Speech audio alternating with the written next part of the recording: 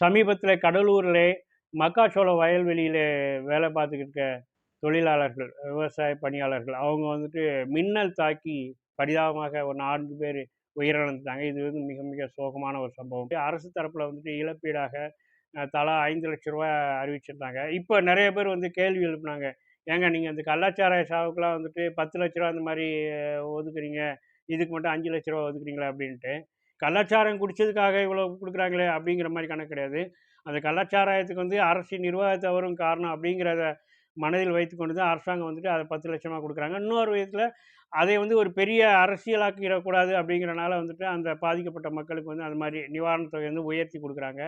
அதே இது ஒரு பணியில் இருக்கக்கூடிய ஒரு காவல்துறை ஆய்வாளர் அவர் வந்துட்டு பணி நேரத்தில வந்து உயிரிழப்பு சந்திக்கும்போது அவங்களுக்கெல்லாம் ரூ. 1,00,00,000 ஏன்டா அவங்க வந்துட்டு எப்பயுமே வந்துட்டு மக்களை காப்பாற்றக்கூடிய ஒரு பணியில் இருக்கக்கூடியவர்கள். அதனால வந்துட்டு ஒரு உயிரிழப்பை சந்திக்கும்போது அந்த குடும்பத்துக்கு வந்துட்டு ஒரு ப இது அரசாங்கம் தான் முழுக்க பொறுப்பேத்துக்கணுங்கிறனால அந்த மாரி ரூ. 1,00,00,000 குடுப்பாங்க. இங்க பார்த்தோன்னா, நம்ம அந்த விவசாய தொழிலாளர்கள் அவங்களுக்கு குரல் கொடுக்குற யாருமே வந்துட்டு, இந்த தீபாவளி பட்டாசு தயாரிப்புல வந்து உயிரிழக்கிறாங்க இல்லையா? அவங்களுக்காக குரல் எழுப்புறங்கிறது ஒரு வருத்தமான ஒரு விஷயம். இந்த தீபாவளி பட்டாசை பொறுத்தவரைக்கும் பார்த்தீங்கன்னா, ஒரு பக்கம் வந்துட்டு தனியார் அந்த மருந்து அந்த ஆலைகள் அவங்க பண்ற தவறு. அந்த ஆலைகளை அனுமதிக்கக்கூடிய நிர்வாக தவறுன்னு ஒண்ணு இருக்கு. ஏன்டா இதில வந்து நெறைய லஞ்சம் புழங்குது. அந்த லஞ்சத்துக்காகவே வந்துட்டு இந்த மாரியான விபத்துக்கள் நேராதபடி தடுக்க வேண்டிய அதிகாரிகள் தடுக்கிறது கிடையாது. அதனாலேயே வந்து தொழிலாளர்கள் பரிதாபமா உயிரிழக்கிறாங்க. அப்போ வந்து அவங்களுக்கு வந்து ரூ. 3,00,000 அந்த மாரி தான் அறிவிக்கிறாங்க. என்னை பொறுத்தவரை பார்த்தோன்னா, இவங்கள மாரி ஆட்களுக்கு வந்து ரூ. 10,00,000 அந்த மாரியாவது வந்து அறிவிக்கணும். முதல்ல வந்து இத வந்து நம்ம இந்த விபத்துக்களை தடுக்க வேண்டியது முதல் கடமை.